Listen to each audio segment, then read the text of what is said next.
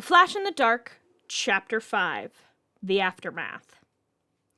The whole precinct froze as a loud boom and crash echoed from upstairs. Eddie moved first, sure he'd heard a scream under all the rest of the noise. Iris was hot on his heels. They raced past, panicking CSIs and officers trying to get them calm. Eddie rounded the corner into Barry's lab and swore loudly. Iris came in as Eddie tried not to slide across the soaked floor. Iris screamed at the sight before her. Her foster sister was on her back, laid out on an overturned metal shelf, completely still. There were sparks racing across the liquid that covered the floor. Eddie glanced up and saw that the skylight had been blown out. It didn't take a genius to put two and two together. Eddie turned to Iris, who was choking back sobs in the doorway. "Go to Singh. Tell him Alan got hit by lightning. I need paramedics and an ambulance." Eddie's voice was calm and collected. Iris nodded and raced off back down the stairs. That gave Eddie time to skid over to Barry. He paused, but he hadn't been zapped by the liquid on the floor, and he needed to get Barry out of the destroyed lab and check her heartbeat and breathing. He threw caution to the wind and scooped her up, feeling a slight tingle of electricity as he carried her out into the hall and laid her down. He pressed his ear to her chest and swore. Her heartbeat was erratic, almost non-existent, and she wasn't breathing. Eddie swore again and began CPR. Moments later, Captain Singh raced up the stairs, eyes growing wide at the sight of the young CSI unmoving on the floor. He shouted back down the stairs, "Hurry up! We've got a critically wounded CSI up here!" He shouted, silencing the whole precinct. There was a flurry of activity, and less than 2 minutes later, there were paramedics swarming around Barry, practically pushing Eddie out of the way. Within seconds of their arrival, they had Barry loaded up on a gurney and were wheeling her away. Singh followed them down the stairs, barking orders at various officers as he went. He laid a hand on Iris's shoulder. "Go with her. I'll call Joe. I'll have him meet you at St. Andrews. Go," the captain assured. Iris hugged him and nodded, running after the paramedics. Singh pulled out his phone and called Joe. He answered on the second ring. "Captain, I need an ambulance out here, ASAP. Shire's been shot. The Mardens are dead. Their plane went down in the wave from that explosion." Joe called over the noise of the storm around him. Singh swore under his breath. He motioned to Eddie and had him call the paramedics as Joe gave him the address. Singh then sent Eddie out to the same address. "Listen, Joe, I'm sending Eddie out there to the scene. Once the paramedics get there, I need you to go to St. Andrews." Singh could practically hear Joe frowning. "But I need to be there for Shire," Joe insisted. Singh shook his head slightly. "Joe, you need to be there for Barry. She's on her way to the hospital with Iris right now. She got hit by lightning, Joe," Singh explained. Joe's breath caught in his throat. It took him a minute to collect his voice. When he did, he stammered slightly. "What?" Joe managed. Singh nodded as he motioned for another officer to go calm down the other CSIs. "I'm sorry, Joe. She's alive, on her way to the hospital. She was unresponsive, but I'm sure she'll be okay. Iris is with her. I'm gonna pull you off active duty for the night as much as I can. The whole city's going crazy, so I may have to call you in, but I will do my best not to," Singh explained. Joe was silent for a second. "Thank you, David," Joe said, fighting tears. Singh nodded. "I need to go, Joe. I have a city to get back under control. Let me know when you get to the hospital," he said. David Singh might be a bit of a hard ass, but he cared about his people. Joe made a noise of consent and hung up. Singh sighed and went back to directing police officers to help with the crisis. It took Joe nearly half an hour to get to the hospital. Shire was pronounced dead at the scene, and Joe had to call his panicking wife and explain what had happened. Traffic was murder, but finally he arrived at St. Andrews.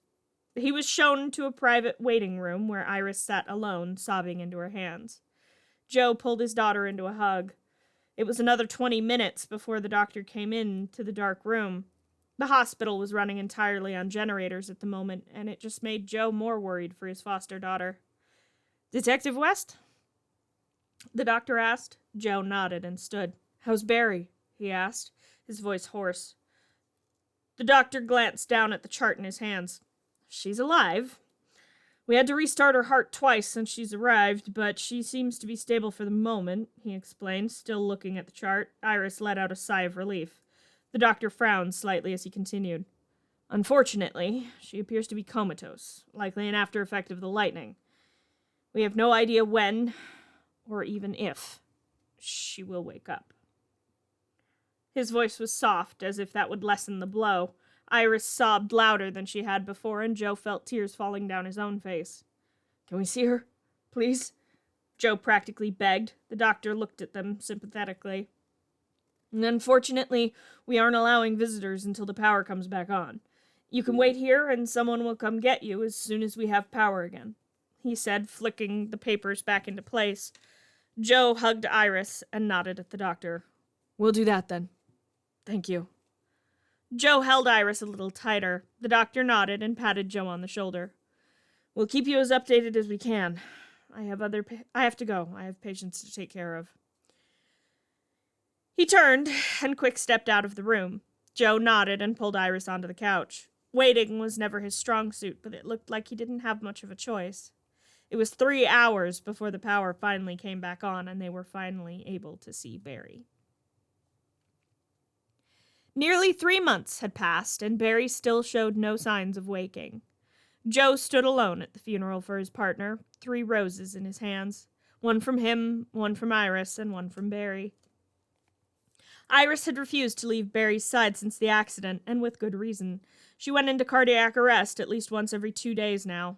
The doctors were close to pulling the plug, and had twice in the last week approached Joe with the suggestion of a DNR.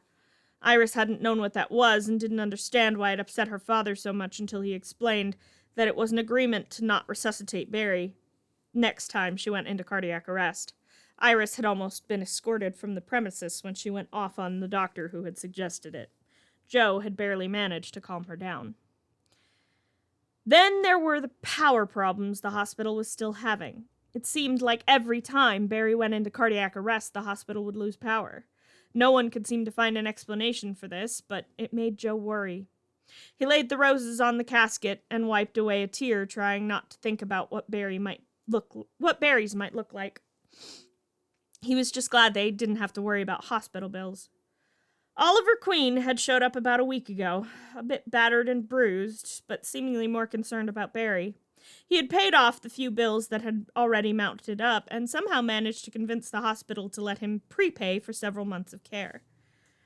Iris had thanked him profusely, and he had held Barry's hand throughout his visit, but soon enough he'd had to return to Starling, to help with the aftermath of Deathstroke's attack, however he could. Joe figured it meant throwing money at the problem. There had been quite a few other visitors, too. Hal Jordan, a friend of Barry's, had heard the news and raced over from Coast City to see her. Seemingly endless bouquets of flowers arrived from the police officers at the precinct and their families. It seemed that there wasn't a single person at the station whose life Barry hadn't touched in some way.